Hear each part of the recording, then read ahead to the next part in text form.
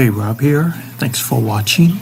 And in this video, I'd like to talk about how in the late 1980s or early 1990s, some happy accidents created some lasting characters in Marvel Comics.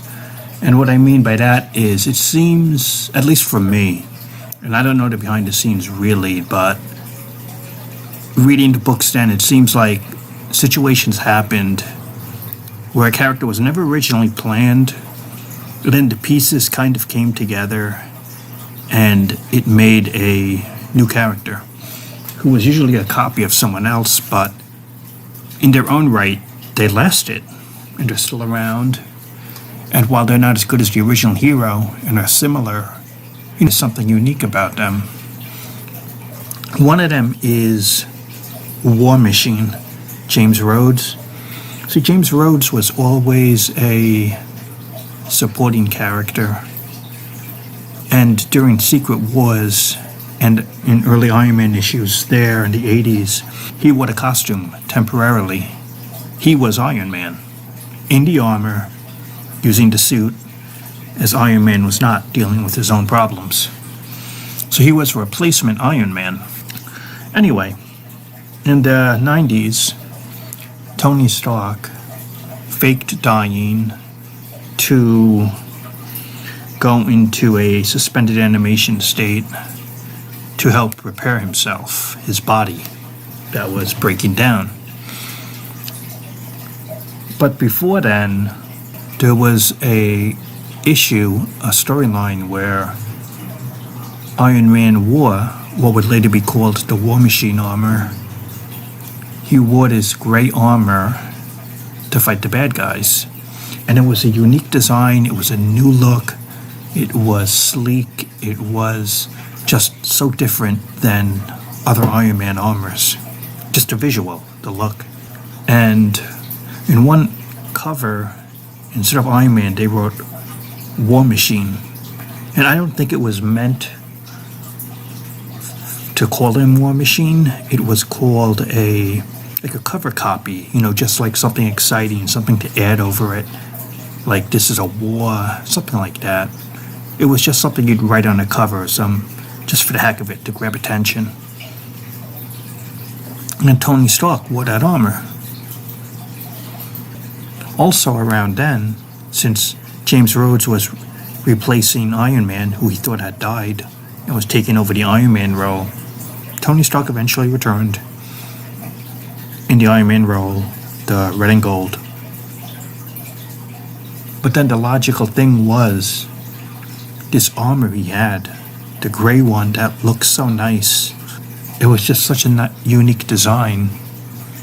What the creators probably did, even if it wasn't planned, was to port over the War Machine look, give it to James Rhodes, who had recently been Iron Man again. And remember that cover copy? What could you call him? Well, War Machine, because it was on a previous cover. So even though that wasn't not intended, I don't think, it just made sense. You couldn't call him Iron Man with the same name. And so bottom line is, why did War Machine exist? I think it was because the very nice armor design of that look. Why waste it? I mean, it looks so good. Tony Stark couldn't wear that long term, but it was such a nice design that, why throw it away? And I think that's what contributed to make the War Machine character. It's my view on it. Another situation happened with U.S. Agent. The U.S. Agent, John Walker, was originally, he had an ugly costume, he was a patriot, like a super patriot type gimmick, nothing really of lasting value. And he was a temporary Captain America, but it was never meant to last. Steve Rogers would always return. But when Steve Rogers had resigned, he had a very nice black costume called the Captain, which would later be worn by U.S. Agent. It was such a nice black, red, and white costume that when Steve Rogers returned as Captain America, as you knew he would, what are you going to do with this nice costume? it looks so good. And since U.S. Agent, was he going to go back to being the Patriot character? Or why not put him in this nice costume? And then they gave him a new name, since Patriot probably wouldn't fit. And they called him U.S. Agent.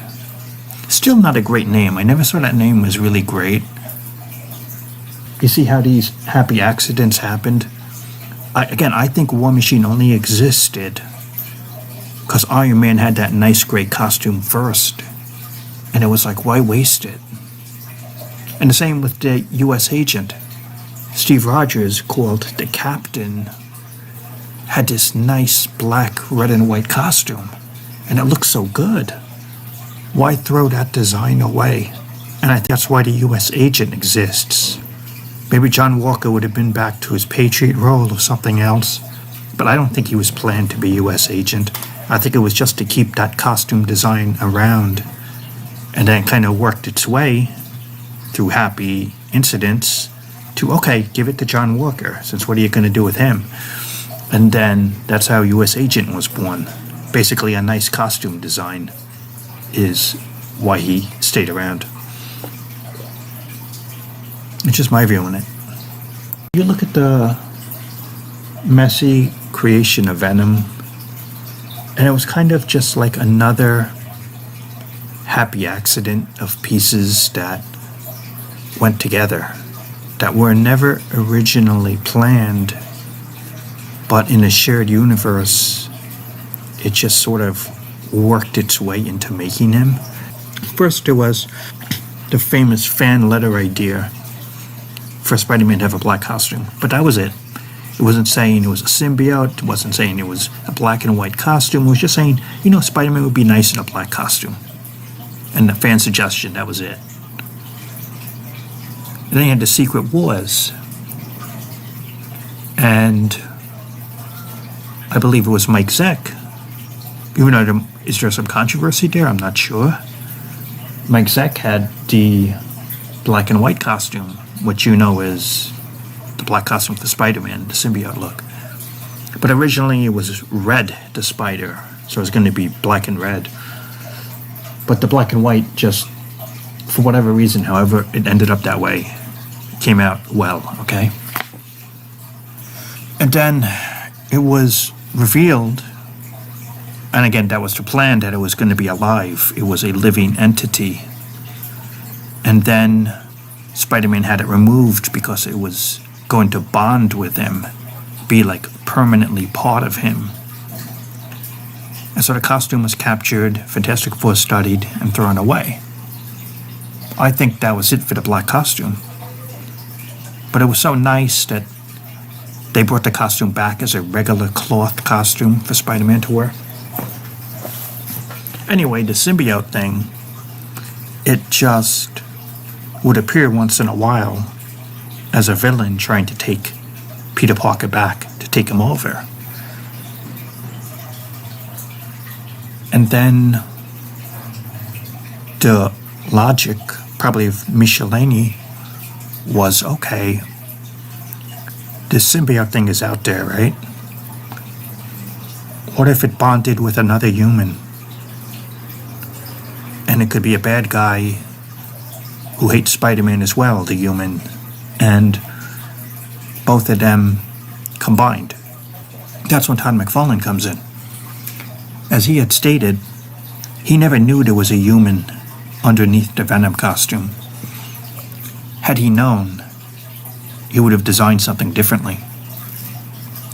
And back then, he had just drawn the Hulk for a run. And he probably logically, why not make him a big guy? Kind of like a Hulkish. And then, through whatever, McFarlane and Michelini, they added probably McFarlane, the mouth idea, the claw hands, the big size, even the tongue a little bit. And then these all became what was known as Venom. And where they got that name, I really am not sure. How it just popped up.